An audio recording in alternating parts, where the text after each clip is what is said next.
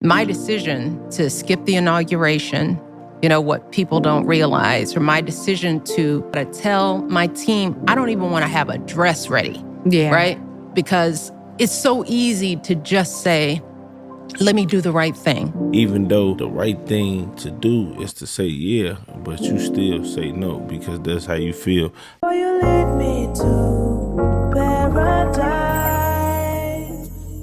And so practicing no in a very different way intentionally.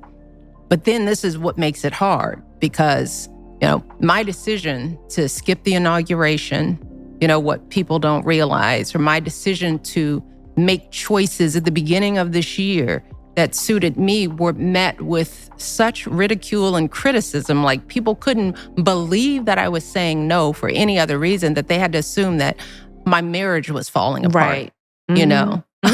It's like, while I'm here really trying to own my life and intentionally practice making the choice that was right for me, and it took everything in my power to not do the thing that was right or that was perceived as right, but do the thing that was right for me. Mm-hmm.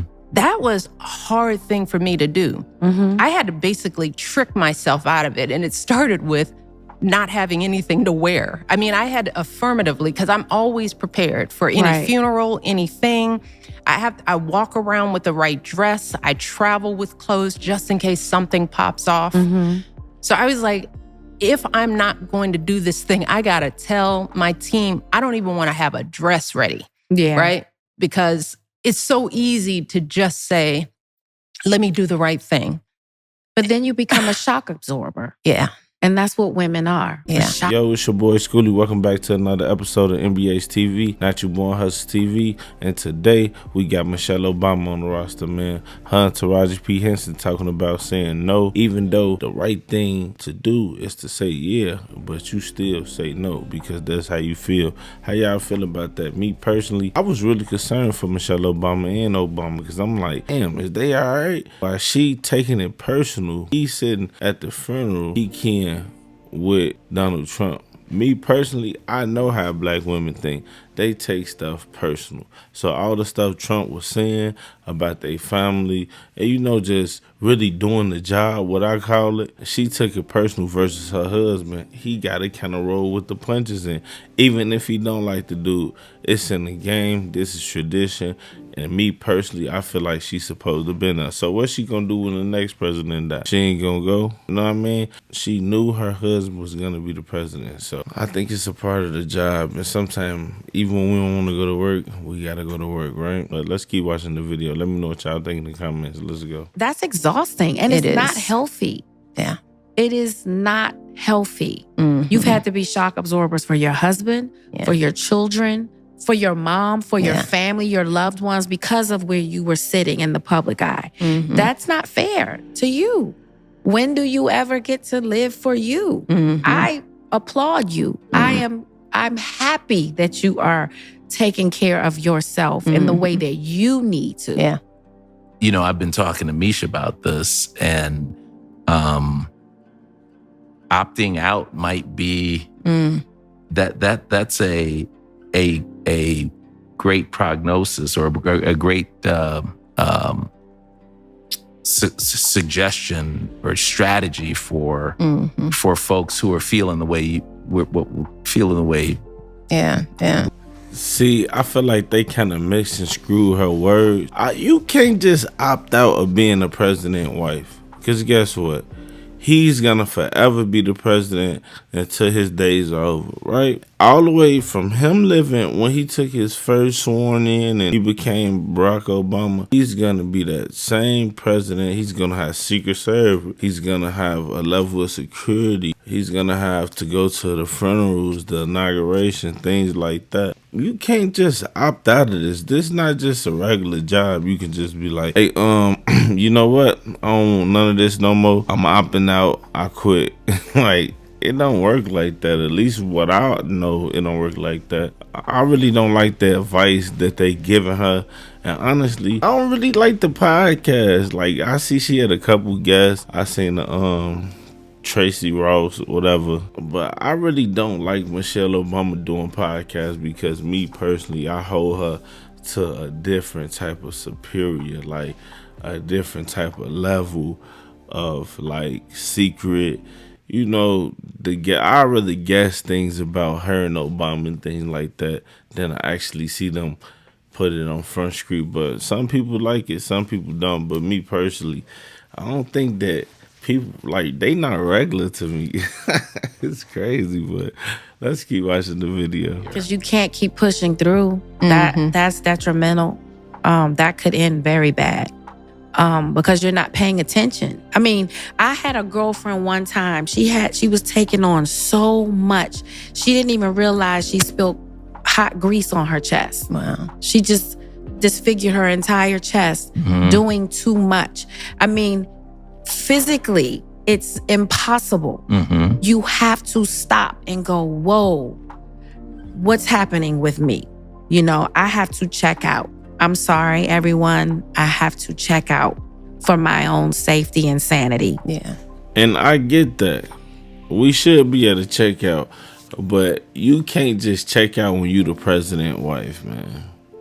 Ain't no checking out for that. Like, Taraji P. Henson advice to me, it sucks. I hate it. Like, you should not be talking to the first lady about your friend that wasted grease on her chest because she had to do too much with the kids and she was trying to cook chicken while she was trying to get the kids ready. Like, not even to make fun of the situation, but Michelle Obama don't have those problems. She ain't got to cook.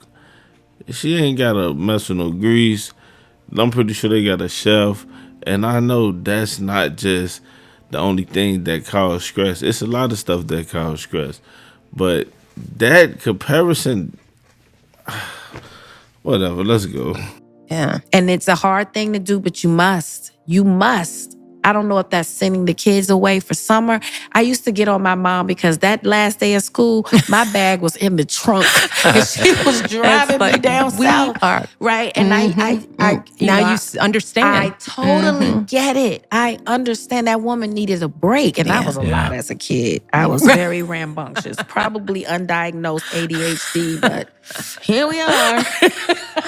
Found a way to turn lemons into lemonade. Exactly. Yeah, but like you're saying, you're just learning. I'm just learning. It's something that you have to do. And hopefully, Shantae, you will get this message from hearing from me and from Queen Michelle that you have to take time for yourself. In spite of making people happy, at some point you have to make yourself happy. Yeah.